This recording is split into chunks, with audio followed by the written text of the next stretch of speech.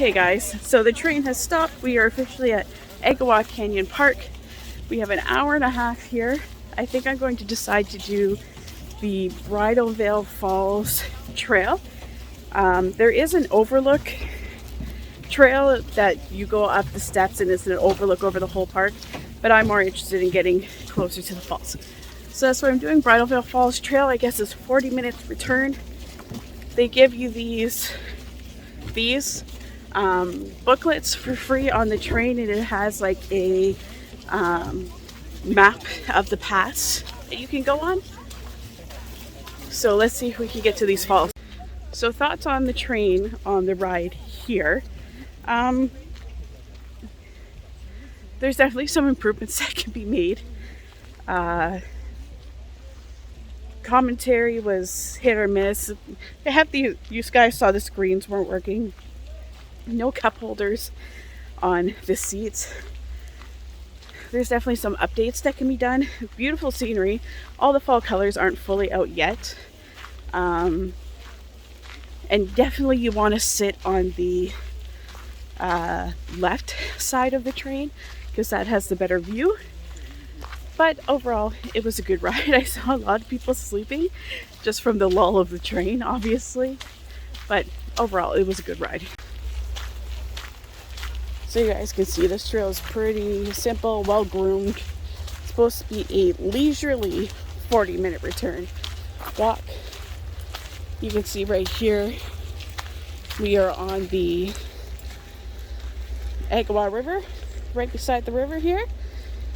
See if I can get closer here. There's a little bench area.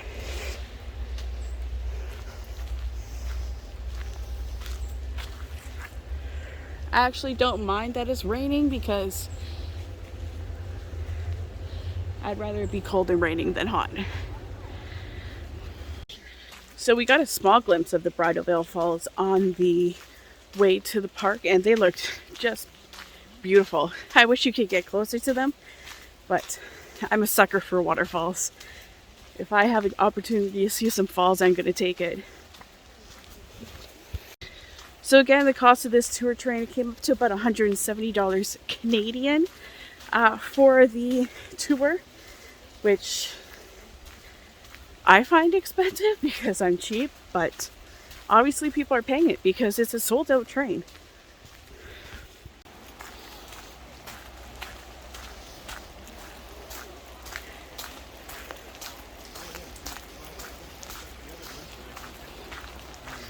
It sounds like I can hear falls in the distance. Those might be Beaver Falls.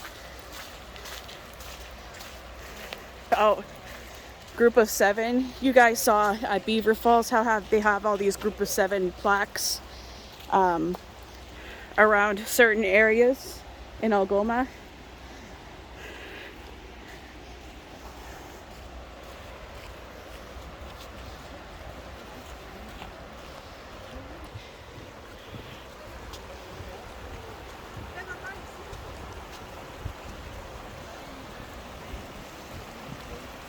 You guys know me, and usually I would get up super early in the morning and come to these trail systems when I would have the whole thing to myself, but when everybody's on the same train and gets off at the same time, nothing you can do about it.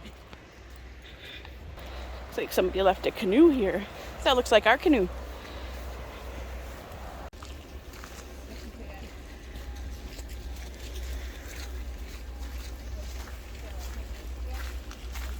Okay guys, we're almost coming up to the falls.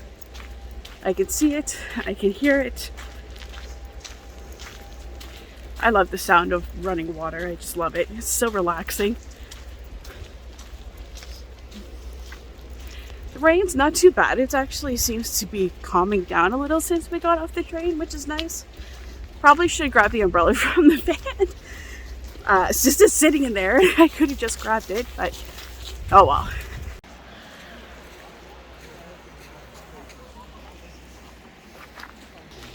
You can see people are already starting to come back up the trail from getting to the falls. I'm pretty much just doing Bridal Falls while I'm here. Spend some time here, enjoy it.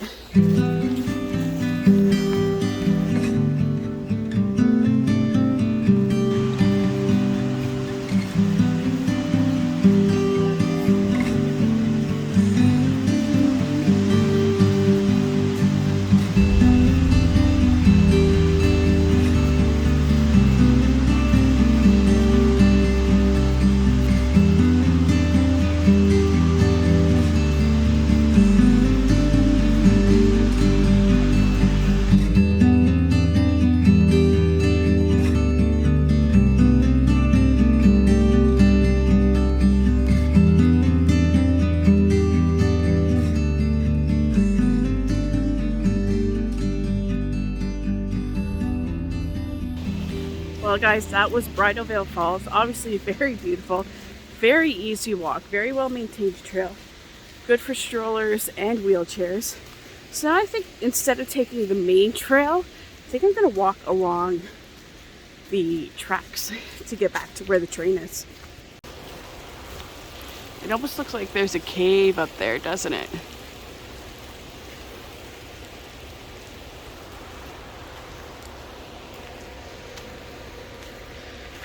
Rain seems to be picking up again.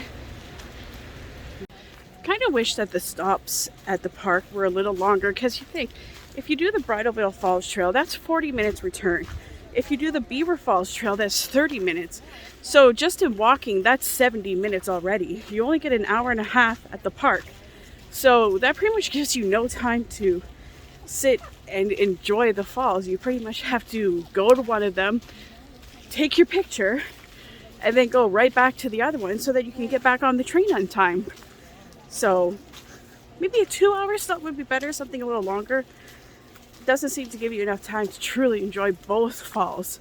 I don't know how long the Overlook Trail is. Let me check. So the way the seats are set up in the train, it's 2 and 2 and you're facing each other.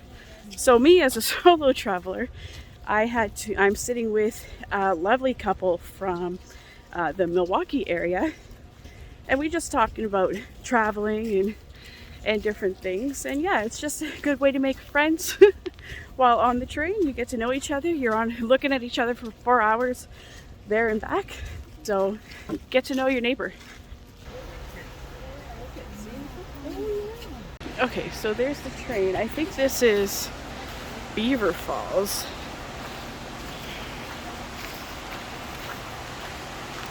South Black Beaver Falls.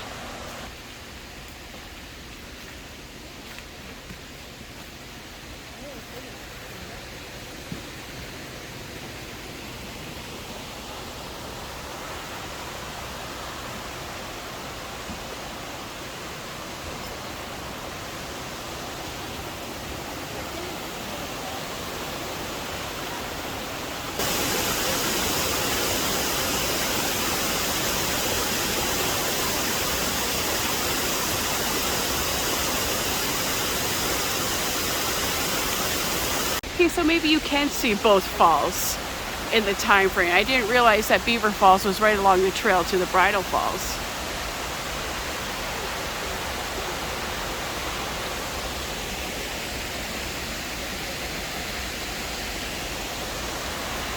Okay, so scratch everything I said about not having enough time to see both falls. I didn't realize that Beaver Falls were on the way to Bridal Falls. It's cool coming up the train track and seeing the front of the train staring you down.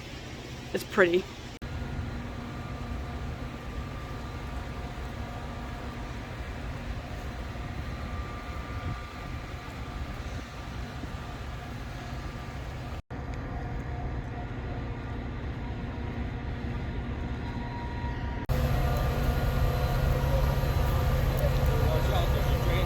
Yeah, I'll jump off.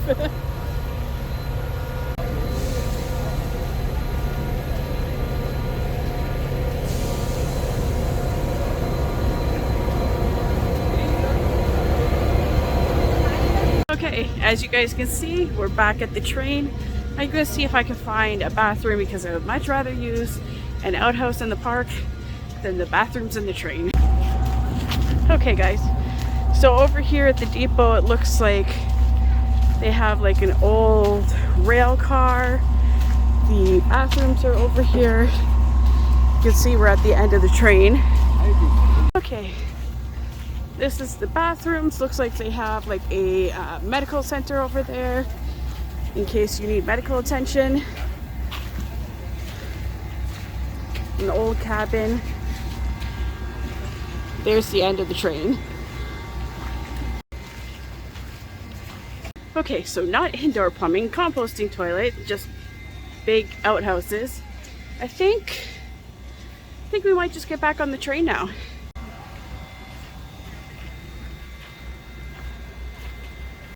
The view of the Agawa River from here is so pretty. That's such a pretty view right there.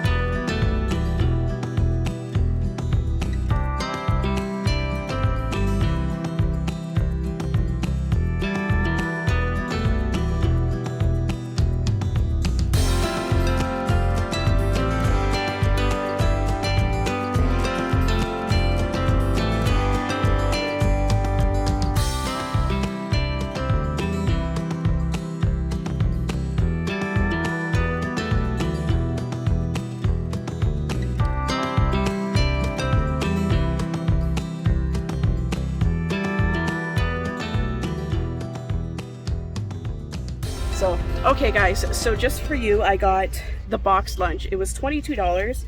I got ham and cheese, and this is what it includes. Sandwich with some condiments, a fruit cup, a cookie, and carrots, and a water. Yep, and a slice of cheese. We used to give these out at to the patients at our hospital. And a slice of cheese. So a sandwich, cookies, carrots, a fruit cup, a slice of cheese, and a water for $22. Yeah, thanks.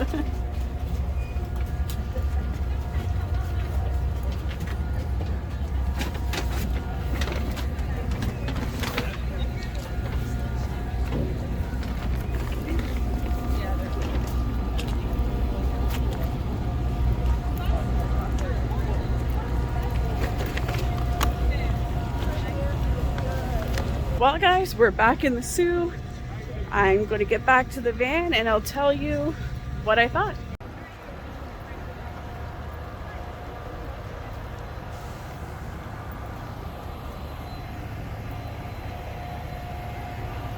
Okay, so I'm back in the van. My thoughts on the Agawa Canyon Tour Train.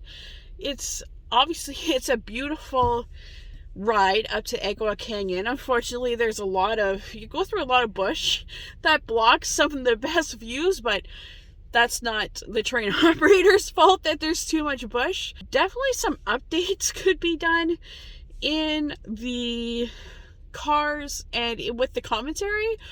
I noticed that they were still calling Algoma Steel SR Algoma, which it hasn't been SR Algoma for quite a while, so obviously they haven't updated their commentary for a while.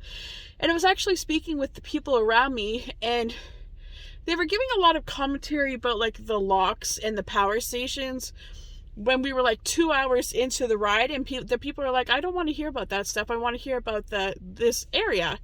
So maybe they can change their commentary a little bit on that. So we discovered something weird about the seats. On the back of the seats, there were like trays and a pocket, like kind of like an airline seat, but because they have all the seats facing each other, nobody had access to that pocket or the trays. I don't know why they do that, because it would have been really nice to have a tray to eat my lunch on or just to put a drink on. There were no cup holders or anything in the car that we were in. So I wonder why they do that. Why don't they turn the seats around so people would have access to a storage pocket and a tray? I'm not quite sure. Staff were all very nice, very informative. Was it worth $150 for the tour? For me personally, no. I mean, maybe with some upgrades. Like, so they had a TV, guys saw the TV screens of the camera shot that they had facing forward on the train. None of those worked. They were just static, and then on the way home, they were just off completely. I think some attention needs to be put into it to make it a better experience, especially when you're paying $150 a person to go on it before taxes. I think with some tweaks, it could be worth $150, but it needs some tweaking. Do I recommend that you go on the tour? Yes, if you really enjoy the fall colors. Make sure you don't go until the first week of October. That's when the fall colors really come out. This is September 26th, and the fall colors weren't out fully yet, so we didn't get to see as much color on the tour. That's usually the first and second week of October. So if you're going to see the fall colors, make sure you book in the first or second week of October. That's when you're going to really see your most colors, and you have to book that very far in advance, because usually those are sold out. So make sure, if you want to see the fall colors, book far in advance. But yeah, I just think that there can be a little more attention to details to make this a better tour for everybody.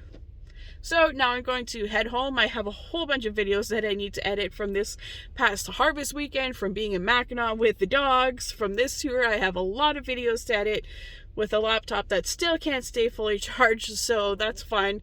But I'm going to get it done for you guys in the meantime. Thank you so much for watching. Make sure you like, make sure you comment. Let me know, would you pay $150 to go on this tour train? And what are some suggestions you may have to make the tour train better? And if you can, make sure you hit that subscribe button. Help me get to my goal of 2,000 subscribers. And I'll see you guys in the next adventure. Bye.